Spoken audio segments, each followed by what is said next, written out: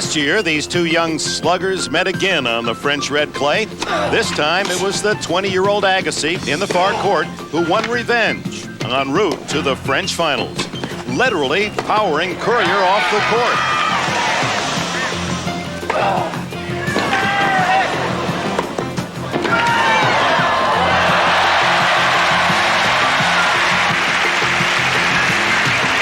Friday in the semifinals, a stronger, more mature Agassi in the far court continued his impressive march toward a possible first Grand Slam title by passing Boris Becker and earning a place in today's championship match. Agassi's great play cheered by all at Roland Garros.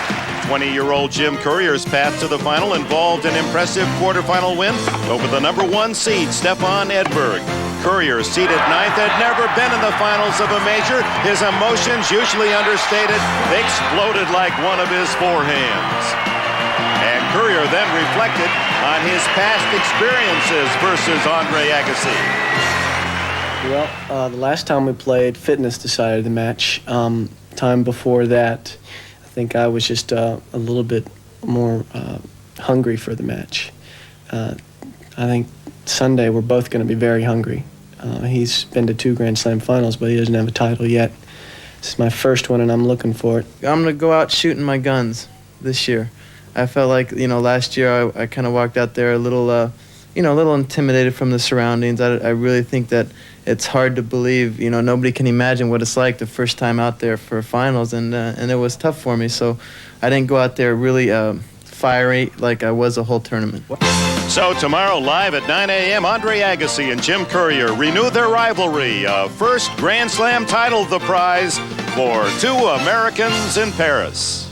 Well, it seemed like it would be forever before an American would win this championship until Michael Chang accomplished that 2 years ago, and now assured he will have a new 1991 French champion, much unlike today when Monica Seles repeated her title. Can Courier, as the underdog, beat the guy that was always considered a little bit better as they grew up under Bollettieri? Well, I think he can. He's improved throughout the course of this tournament. He's played nothing but great tennis. He beat Stefan Edberg, then played a little bit below his average, I think, of play towards Michael Stick. But he lifted his game enough to win it in 4 sets. He is ready for this match. I'm sure that he wants to prove a lot of things, not only to himself, but to Andre Agassi and a number of other people who will be in the stands tomorrow. Must be a fun match to write about or anticipate for you and your Boston Globe fans. They're so unalike, and yet there are some similarities. Well, there are some similarities because they blast that forehand. I think Courier needs to get an earring. He already has the lucky cap, you see. He hasn't lost since he took that cap out of his bag a week ago Saturday when he was losing to Larsson, the Swede, Magnus Larsson. He was down 2-1. He was down in the 4th set, and he was gone.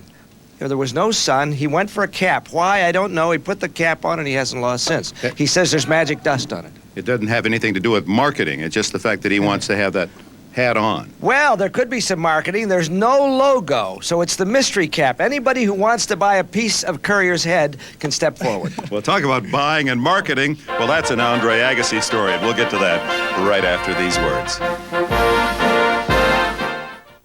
Andre Agassi will be playing for more than a Grand Slam championship. He'll be playing for a lot of merchandise.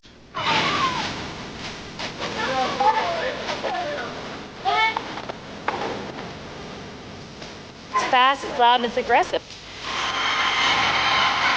Absolutely fantastic. Andres, thank you. We market the personalities as well as the products. And Andre Agassi is one of our better athletes and one of our better personalities.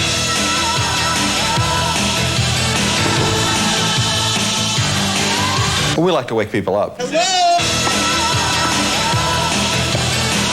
Hello! Hello! Hello! Yeah! I do not like it. Bad press, good press, at least they're talking, right?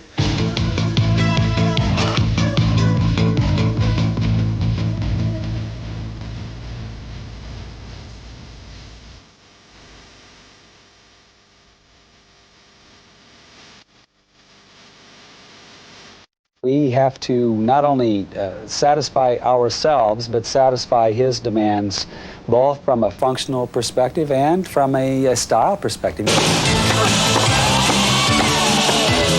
wearing the clothes and doing the things that feels good to me is all a part of making me perform better. Definitely, he's a challenging individual.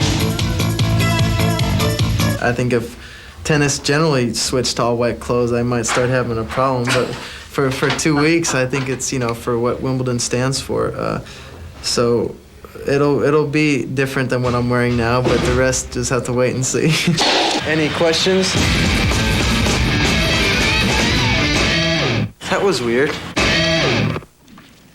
The difference tomorrow in prize money between winning the French Open Championship and losing it is $207,000. The winner will get a total of $415,000. For Andre Agassi, that's just a drop in the old Nike. And we'll return to Roland Garros in Paris with more right after this.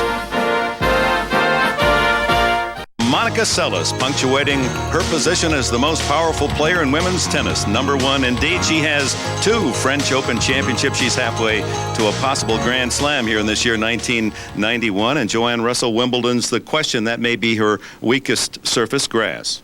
Well, I don't think it's all that questionable. Last year, she was in the quarters against Zina Garrison, a point away from facing Steffi Graf. Zina held on. She was hot that tournament. Grass is going to be her next challenge, and hey, she's ready for it. All right, let's check the other results today. As you saw earlier, the team of John Fitzgerald and Anders Jarrett win the men's doubles championship over the U.S. pair of Pugh and Leach. And in mixed doubles today, a sister-brother act from Czechoslovakia. Helena Sukova and her brother Cyril Suk defeat the Dutch pair of Wies and Harhus 6-4 in the third. And now, final comments from our aficionados who enjoyed today's great Saturday of tennis action. Your comments about the women. Well, I actually enjoyed it very much, Dick. I was very impressed on how Monica Seles takes the ball on the rise and hits the ball as hard as she does. But just as impressed the way Arantxa Sanchez gets around the court. She is one little retriever. She does a hell of a job. Did you really watch? Come on. Don't He was busy. You were busy doing interviews part of the time. I made a good comment, didn't I? Excellent comment, because you're absolutely right the way Seles takes the ball so early. But I'm pleased that you watched, Jimmy. Your thoughts about today, bud? Well, Seles, quick, and that fighting heart. She doesn't look too capable out there sometimes because she's growing. I think she's going to be over 6 feet, but she always gets there. And though she was drop shot happy by herself and Arantxa Sanchez Vicario, I thought it was a wonderful match of geometric patterns, but she shows you she belongs #1. A couple of people came in here like Sabatini and Graf wanting to take that ranking away. They couldn't do it. And now what is left here at Paris for the 91 championships. Who is #1 on the men's side? 2 Americans will fight for the French title tomorrow. It'll be Jim Courier, Andre Agassi. We hope you'll join us. Croissant and Cafe, 9 o'clock live Eastern Time from Roland Garros in Paris.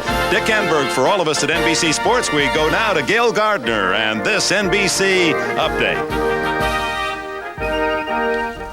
All right, thank you, Dick. Coming up on the Prudential Update, we'll check in on Ivan Lendl. He's playing a Wimbledon tune-up outside of London, and we'll check on the rest of the sports news right after this message from Prudential. Dad? Yeah? Where do babies come from? Under specific ovulatory circumstances, a male-female interface may generate an incipient life form. That over a 9-month... At the Prudential, we believe some things can't be explained with a lot of fancy talk. So when it comes to life insurance... Should I explain that once more? We won't let you get it until you've got it. Your piece of the rock. Ivan Lendl was originally the #3 seed at the French Open this year, but he withdrew right before the tournament started due to a hand injury. Well, this week he entered one of the Wimbledon tune-ups in Beckenham. Yesterday, he was to have played his quarterfinal match against Jim Grab, but it was suspended due to weather, tied at 4-all in the first set. Well, they continue that match today, and Lendl won in straight sets, 7-6, 6-1. He then played and won his semifinal match against Australian Jason Stoltenberg, 6-2, 6-2. Lendl will play 87 Wimbledon champ Pat Cash in tomorrow's final. Cash won his semifinal over American David Wheaton, 6-3, 6-2. The 100...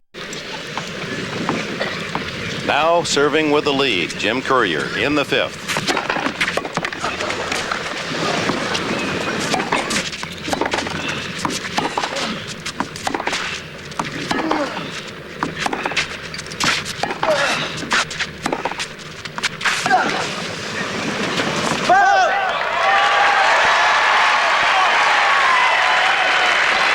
Well, this is the point that gave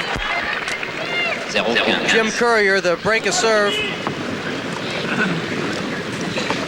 Agassi with a good kicker, but Courier steps way out into the alley. Usually pulled that up the line, but he slapped his forehand cross court, going away from Agassi's backhand. That point to break Agassi in the last game.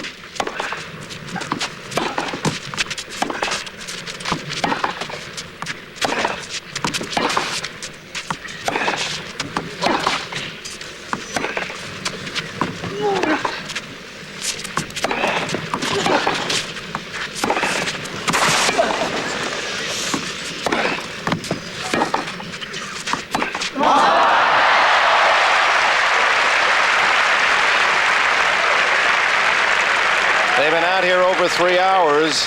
A little break with a couple of rain interruptions. And they're still hammering the ball. That shows right there how well they know each other's game. Agassi running around his forehand, smacking balls cross court down the line, and Courier there in plenty of time. One of their longer rallies, 17th stroke.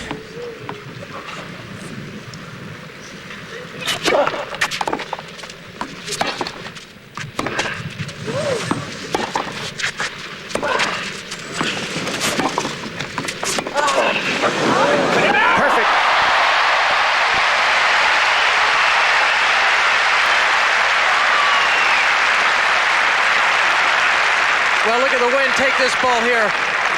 Courier goes in behind not a bad approach shot, but Agassi in plenty of time lifts the topspin lob for a winner.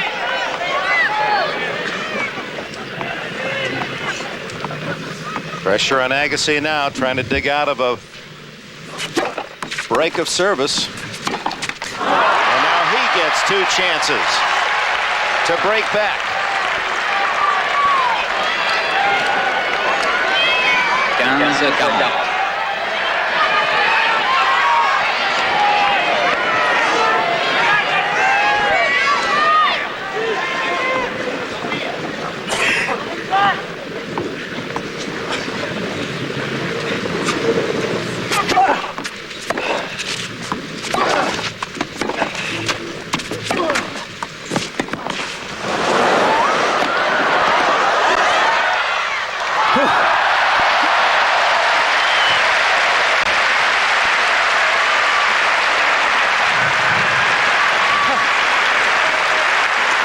Courier with a sigh of relief. He comes in behind a good approach.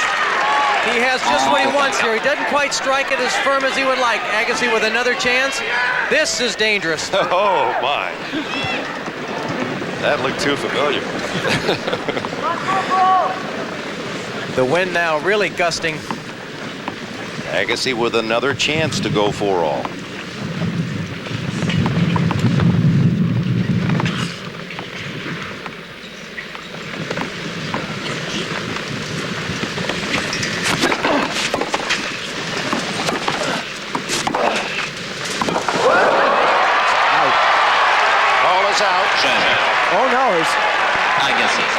Oh, no. No, it is called good. Game. Agassi, it hits the line. It's 4-all. Baseline's hand went out as though it were out, and then came parallel to the line, meaning the ball was good. And you saw Courier nod his head there to his opponent. Yes, it hit the line. So they change breaks of service, and the drama continues toward the French Open title here at Roland Garros, and the gusts of wind carrying clay into the 3rd and 4th rows of the stands. Part of the capricious nature of this event.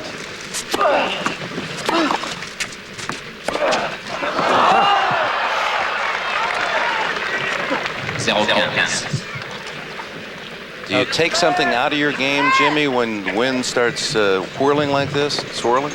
No, these two players have the game for the win. They hit the ball very firm, very solid, and it penetrates the wind. It's better for them.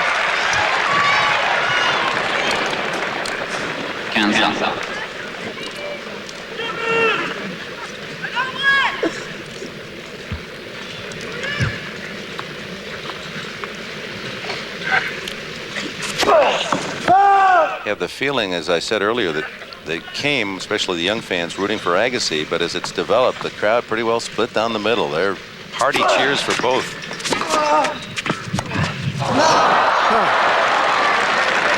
Both having trouble.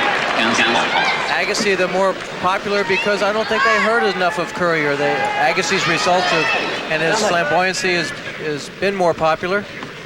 They're seeing plenty of Courier today. Tough now as you see the shadows have grown onto the court from the western side.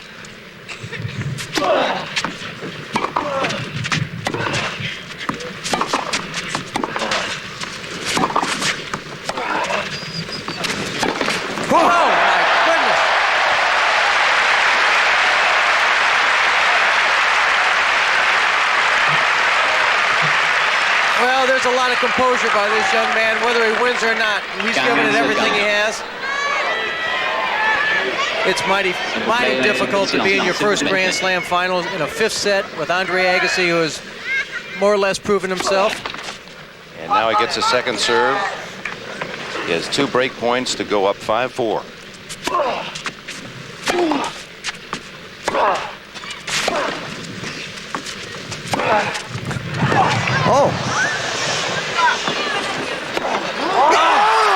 A tremendous get by Courier, and Agassi misses. Courier will be first in the championship. Nobody else sees the world through your eyes. Yours is a style that you just can't disguise. Your whole approach is an original one. So I get a room when you can get a Radisson, son. Welcome to Radisson, 250 hotels. Courier in his first Grand Slam final, his knees have to be wobbling a little bit. He still has to be the aggressor, but for Andre Agassi, he has to keep the ball in play, make Courier hit the shots.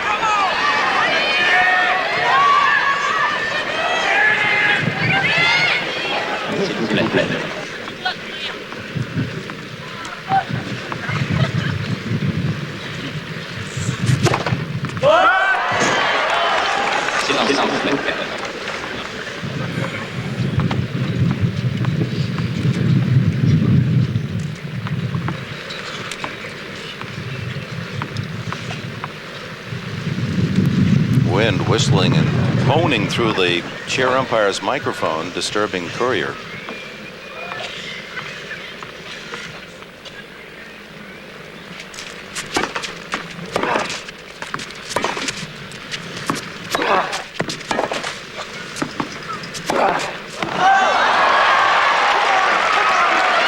Two more, Courier shouts to himself, come on.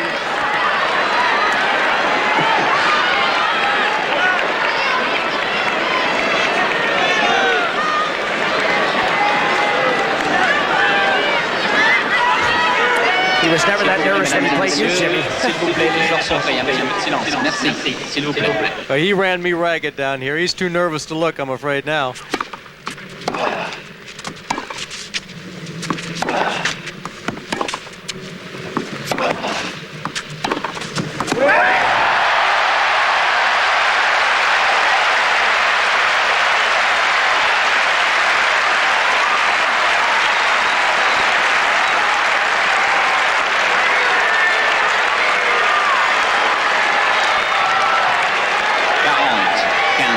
S'il vous plaît.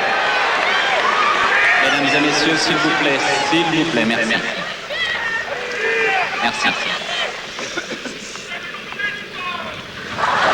Oui, s'il vous plaît.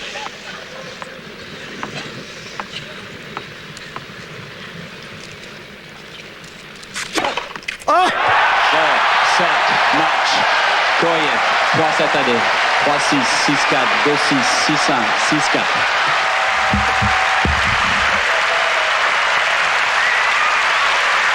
Jim Courier of United States, Dade City, Florida, French Open champion.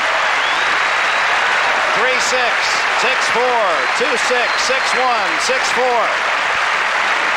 He lived in the shadow of Andre Agassi most of his young tennis life. Agassi was always the star. They roomed together at 12 and 13 years of age, and now he runs to embrace Jose Aguirre, the man who has coached him this last year and helped him to be more patient on clay. And he finishes this dramatic French Open championship with a 7th ace. 7, usually a lucky number. It's also up jumped the devil in Las Vegas, and for Andre Agassi of Las Vegas, Nevada, it is he who falls again in his quest for a Grand Slam final. And Jim Courier has made this memorable time for all those who have cheered the underdog, who appreciate the fact that a man is really never number 2. And suddenly everyone is relaxed in that corner of Roland Garros. You did it, says Jose Aguirre. An American in Paris on this Sunday, Jim Courier, champion.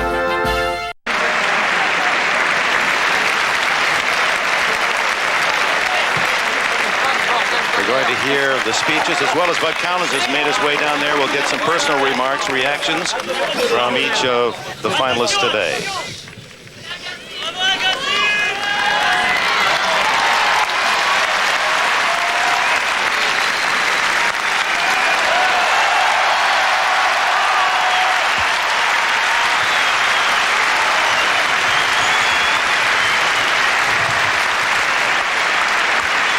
We asked him yesterday, Jim, if you win the championship, for whom will you be most proud?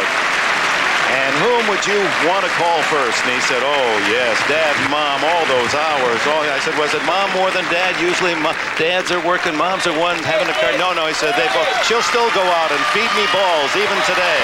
And my dad, an athlete himself, what an inspiration he was. So as he raises that trophy, the thoughts must be going back to Florida, to his father, Jim. Mother, Linda, is with his younger brother in North Carolina. Couldn't make it today. The passports were in Dade City. Couldn't get back in time to make the trip. Here he is. I think first off, just like to, I don't know the right words to put it in, but just say congratulations to Jim. It's a great tournament for him. He deserved it today, and congratulations.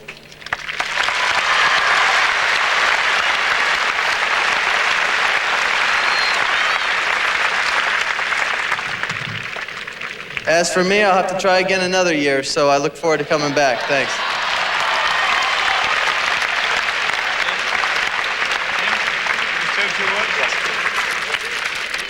Well, I'd like to start by saying bad luck for Andre. It was a tight match, and just a few points here or there make the difference. And, you know, I got a little bit lucky, but sometimes that's what it takes. And, sorry.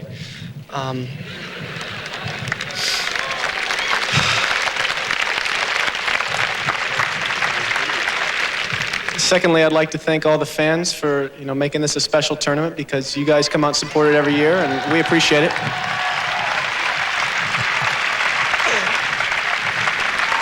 And the last thing I'm going to say is I'd just like to thank Jose Aguirre. I wouldn't be standing here without you. Thanks, Jose. Well, brief remarks by both finalists. Obviously emotionally down. Agassi disappointed. That's 3 finals, Grand Slam finals within a year, where he's been unsuccessful. The French last year, the U.S. Open, and now another French. And Jim Courier coming a long way, the number 9 seed, to steal the title in France, saying it was bad luck for Agassi, but you could just sense that Courier holding in a lot of wonderful emotion. We'll get more specific. Bud Collins with the questions. We'll meet both the winner and the loser. And coming up, report head-to-head Magic Johnson. So stay with us. Interview with Jim Courier and Andre Agassi and Magic Johnson when we return to Roland Garros. Agassi had a 2-1 lead. Courier takes the fourth 6-1 and wins it in the fifth 6-4. Andre Agassi now with Bud Collins. Andre, you were in the final for the second straight year, and congratulations on that. It appeared before the 2 rain delays that you were going to take a 2-set lead. Did the rain hurt you? Yeah, I guess you could say that, considering how it turned out. I didn't feel like it did. I just came out and he adjusted a little bit in his game plan and started throwing a few more loopers in there, and I didn't adjust very quickly to that. When you had a 2-1 lead, how did you let him get away from you? He played a good game to get the first break on me, and I was still hanging in there at 4-1, and then he put a couple points together to break me again, and it's amazing how quick a set can go, when somebody gets the right bounces. It vanished. You volleyed very well. You only missed 1 volley in the entire match. Do you think you could have gone up more? Probably the only reason why I didn't miss a lot of volleys is because I really picked my moments to come in. Maybe I could have done that. It's easy to second guess now. I'm just, maybe again next year. I don't know. We'll see what happens. The biggest point, of course, of the fifth set was the smash that you hit wide. Wind swirling around, clay all over the place. What happened on that shot? Today was just a question of, who is going to bear out the circumstances better. There are a lot of things you can control, which is your determination, your focus, your concentration, but there are things you can't. And it was just one of those things, tough conditions, and he hung in there. Did he out-concentrate you? I don't know about that. I think he put together a few points at the right time. I think we both were pretty focused. Andre, we'll see you at Wimbledon. Not in this color. Do you have something in white planned for us? Yeah, Wimbledon's going to allow me to wear it, bud. Is that right? Yeah. Well? I'm kidding. Andre, thank you very much. Thanks. Back to Dick. Well, good. It got a smile out of Andre at the end. Obviously disappointed. Jim Courier will meet him. Bud Collins will have an interview with the winner, and another winner standing by as well. An NBA report. Magic Johnson, Game 4 against the Bulls tonight. Don't wander away. Here is the 7th American to win the French Open Championship in 5 sets over Andre Agassi. Like his baseball heroes, get a grand slammer. Bud?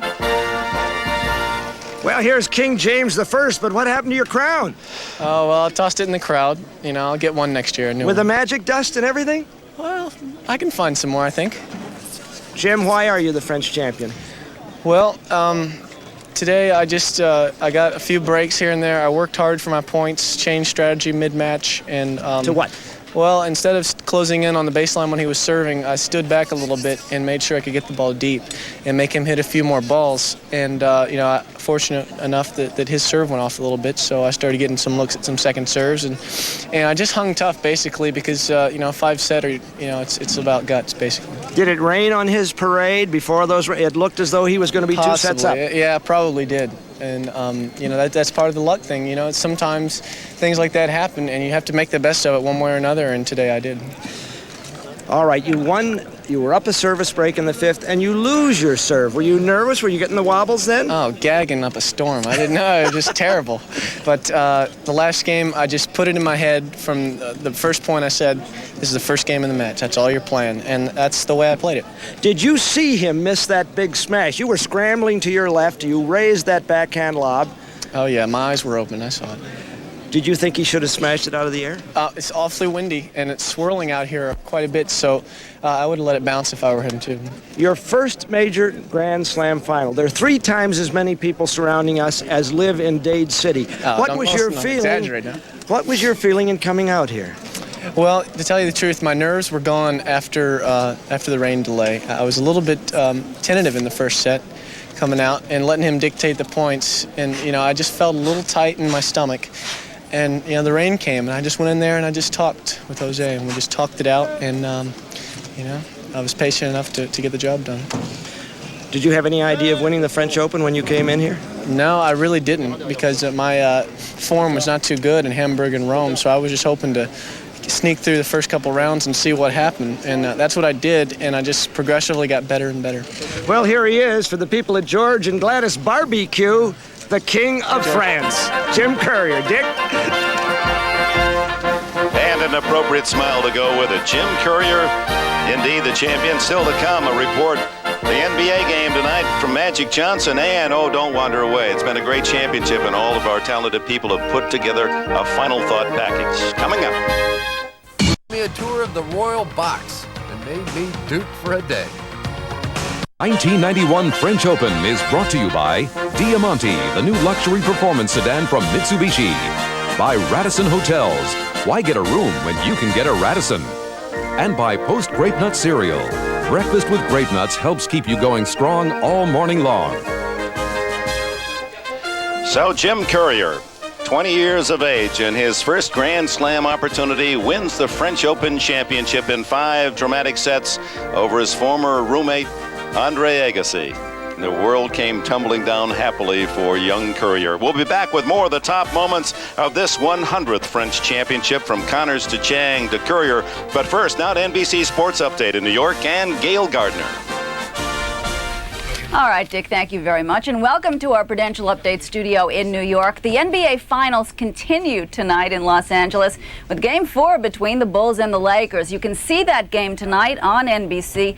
Very special starting time of 7 p.m. Eastern, and that's 4 o'clock on the West Coast. The Bulls, of course, lead the series 2-1. Now, the series was billed as Magic versus Michael, and so far neither of them is disappointed. Well, yesterday I had an opportunity to speak with Magic and asked him if he was relishing the Magic-Michael hype, or was it starting to get on his nerves? Well, Michael and I think, enjoy it, but we both understand that other people are involved in this championship series. We understand that the team with the players that play better will win the series, and that's what happened last night. Their bench played better than ours, and they end up winning the game. And our supporting cast is a key in this series. But we understand the billing side of it and the hoopla, because Michael and I, but we enjoy it, and we compete and go at each other, and just happy to be here, both of us. Yeah. Does it put it at all any additional pressure on you, because the spotlight is so focused this time? Well, I like pressure. The more pressure, the better. And so it brings added pressure and more responsibility, more than our teammates. But hey, that's what you play for. You play to be in a situation like this. You hope that the pressure and all of it can be on you, because I think I respond better when all the burden is on my back. You know, usually I think most of the players in the NBA like to watch the other players, and I think you certainly like to watch people who have really outstanding skills. So I would ask you, from your vantage point, as someone who is clearly headed for the Hall of Fame, when you watch Michael Jordan, what do you see? Well, when I watch Michael, it's a player that has supernatural ability, a once-in-a-lifetime guy. And so I think everybody at home should turn on their VCRs and make sure that they just get a copy of this man, because when it's over, you'll never see anybody else like him. He can make one basket and it can be the most incredible play. Some guy could score 50, he can score 2, but they'll be talking about that 2 points that he scored, other than the 50 that somebody else has scored. You know, so you always got your eyes on him, you're always watching him, because he's just incredible. He's our league's most exciting player, and then he always adds the impossibility in a game. Just a couple of quick questions about Vlade Divac. You chide him a little bit on occasion. What are some of the kinds of things you say to him out there to get him going? Well, you know, people sometimes misunderstand. I get on Vlade because he wants it. I mean, he wants me to try to help him out. But also, I also pat him on the back when he do a lot of things well, and he's been doing that in this series. And he just keeps improving and improving, and he's working very hard. And what I try to do is just keep him on the aggressive side, because when Vlade's aggressive, he plays well, and he makes things happen. What I get on him for is maybe those, like last night, he had 3 reach-in fouls, And when he's 7'1", he don't need to be reaching. All he had to do is put his arms in the air. We need him on the floor. We don't need him on the bench. And that's what I try to tell him. So I encourage him as much as I get on him. And we have a nice understanding that if he's going to do something wrong, I have that right to get on him. We saw him, of course, come out and hug you after he hit that not very acrobatic shot last night to take the lead there near the very end. Did you say anything to him? Or did he say anything to you? Yeah, you know, it's like we look for each other. That was a great play. He said, "Okay, Irvin, I did all these things wrong. Now I do it. I made a great play, and now I want some affection. I don't want you on my back. So can I have a high five or a hug now?" And I said, "Yeah, I'm gonna give you 2 hugs." So he's beautiful. He's a joy to play with. He's a guy who has come to our country and really has enjoyed himself, and not only on the basketball court, but away from the basketball court. So I just love playing with him because he cracks you up all the time. He's a jokester. He tells jokes, and he laughs at anything you say because he feels that English is funny. All right, so another chance to see Vlade tonight, as well as Michael and Magic Act 4 at the Forum, beginning at 7 p.m. Eastern Time, 4 o'clock on the West Coast, right here on NBC. Well, it was billed as Boxing Mania 1, but a crowd of 1,800 got only 12 seconds to enjoy it. That's how long it took Mark Gastineau to win his professional boxing debut by knockout. The former NFL All-Pro defensive end spent 2 years training in preparation for last night. Pounds from Springerville, Arizona, ladies and gentlemen, Mark Gastineau.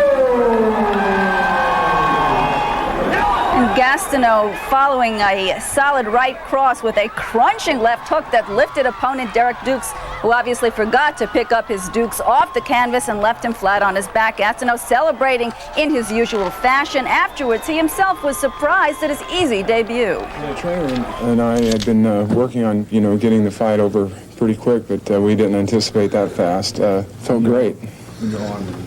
Felt excellent. I mean, if there was ever any such thing as equal to a quarterback sack, I'll tell you what, it's the same or even better. So Gastineau has now won 2 fights in the last month or so, the one last night in Virginia and that one in a bar on Long Island. All right, we're going to take a break, and that has showcased the finer aspects of Ivan Lendl's game.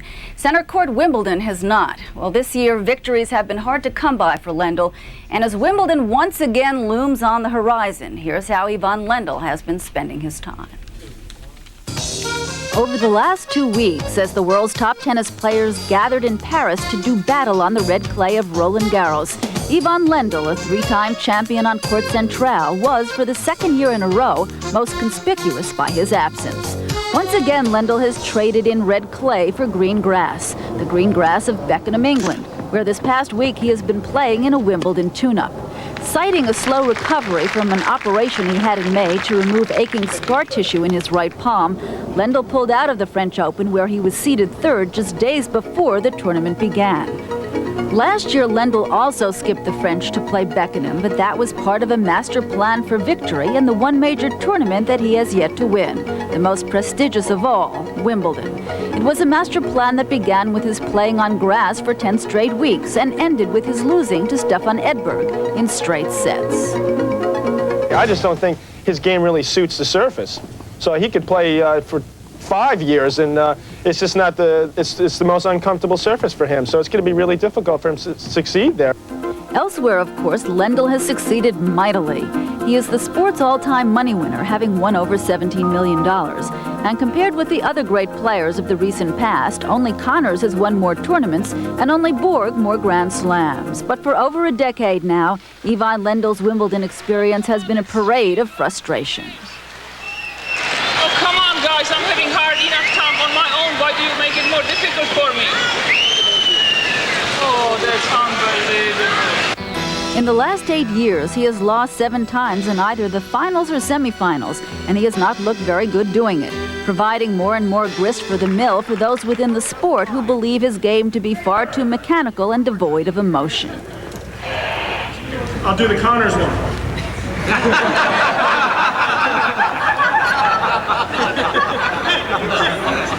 Ford. Lendl. You think sometimes that people will think, well, you know, Ivan Lendl, he was a great tennis player, but he never won Wimbledon. If I don't win, they're right. You can't argue with that. And it is equally hard to argue with the notion that time is running out on Ivan Lendl's pursuit of a Wimbledon championship. Last year was the first in 6 that he did not finish ranked either first or second in the world. And this year he has already lost to players ranked as low as 79th on the ATP computer. You must be getting fairly close to your final shot at Wimbledon. I mean, you're 31, right? Yeah. Which, in what you do, is getting on. I mean, you're not a young tennis player anymore. Jesus, are you in the grave already or what?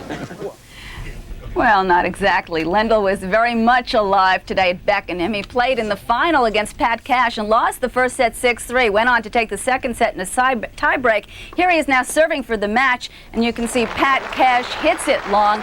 And so it was Ivan Lendl winning at Beckenham for the second year in a row, 3-6, 7-6, and 7-6. All right, so much today for Ivan Lendl. Now, someone else who is, of course, very heavily involved in the tennis world is our own Chris Evert. And Chris joins us live now from Boca Raton, where she has been watching the French Open on television. Unfortunately, she could not be there, had expectations to, but she is expecting a child. And we understand, Chris, that you also do expect to show up at Wimbledon when that happens. Well, I hope so. I'm looking forward to it. I just had a little problem about 5 weeks ago, and you know, my doctor said for precautionary measures not to travel, not to deal with stress, and then I informed him that I wasn't going to compete in the championships. I was just going to broadcast the championships. But he just said to play it safe, and I have been the last 5 weeks. I've been really on my back a lot and just taking it easy. And now my doctor says he's given me the A-OK to go to Wimbledon, so I'm looking forward to it. That's great. Of course, you had a chance today to watch Agassi and Courier. What was your reaction to what took place, and obviously how the rain delay affected both players? I was so happy that 2 male Americans made the finals, because I think they've gotten a bad rap over the years, as Jimmy Connors attested to. And I was just really surprised because Agassi came out there and he looked like the sure winner. I thought, well, he lost last year, he lost in the finals of the U.S. Open, he's ready for his first Grand Slam win. And I really thought that he had everything going for him, and then the rain delay, the momentum quickly changed to Jim Courier. And Jim Courier should really look up and thank the heavens for the rain, because Agassi was really winning that match pretty single-handedly. But for Jim Courier to win his first Grand Slam title after reaching the final for the first time, I mean, that, I can't believe that, because I certainly didn't for a few tries. It's very intimidating. And it's just too bad that somebody had to lose the match, because they both played really well. Obviously, we're seeing a new wave of American men, as we saw in this final match. But what about the American women? Not a very good showing for them in Paris.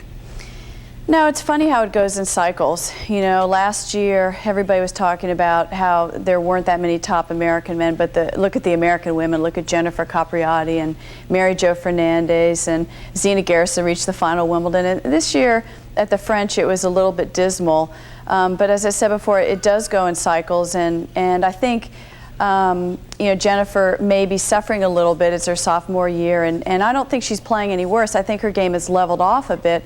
But I think the other players know her game and know how to play her now. So I think, you know, I don't think this is anything indicative of what the future will hold for women's tennis in America. Okay, in the time we have left, Chris, just a quick look ahead at Wimbledon and some of the names that we might see there come through. Well, you're going to see a few new names. I mean, not new names, but you didn't see Martina's name at the French, and she's sneaking in there. I know she's playing 2 warm-up tournaments. She's still the best grass court player in the world. She's won 9 Wimbledons. I sort of favor her to win. And then Yana Novotná and Gabriela Sabatini, both serve volleyers. I think they could do very well. All right, Chris Evert, as always, thank you very much from Boca Raton today, and we look forward, of course, to seeing you at Wimbledon. We're going to return to Paris right after these messages. Stay with us.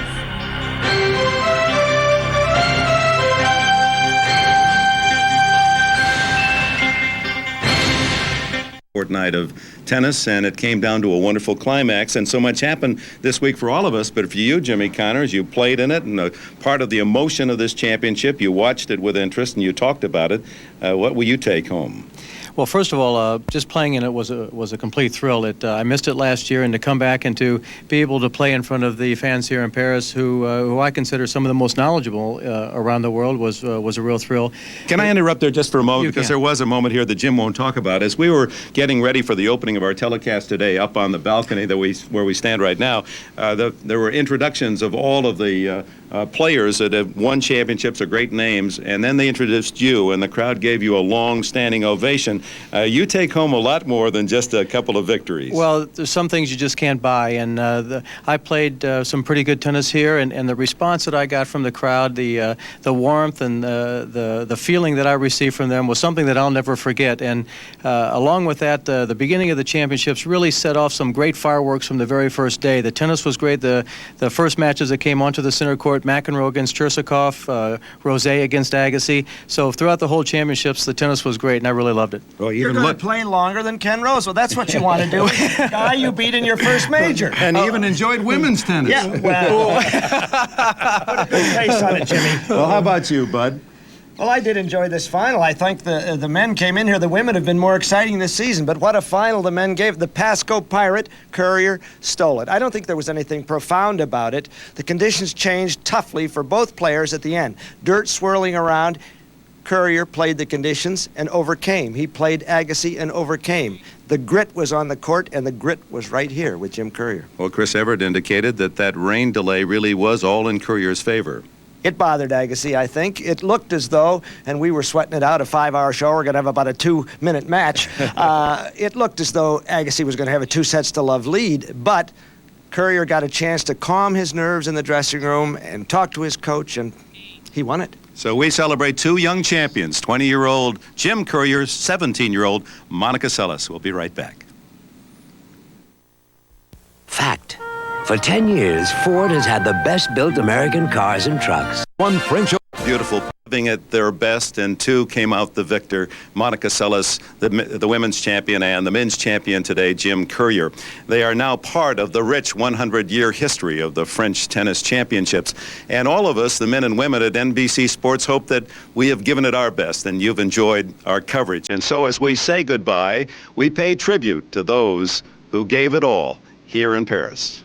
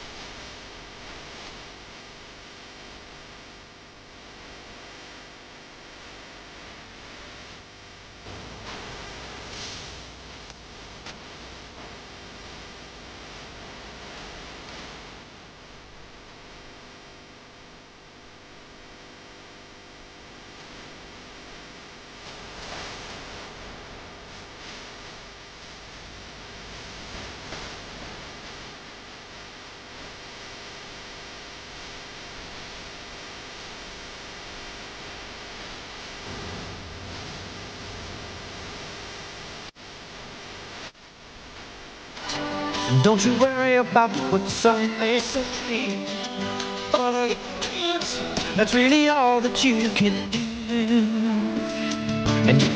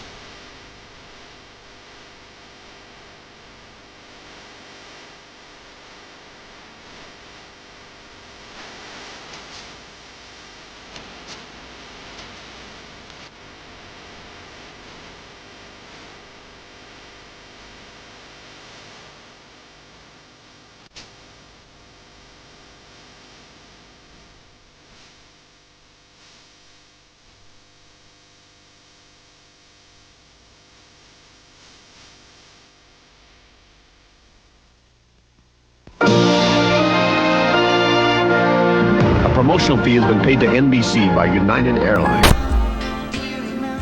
Do you remember? And that's Phil Collins. This is CRN. You're listening to The Nation Station. CRN, the Cable Radio Network.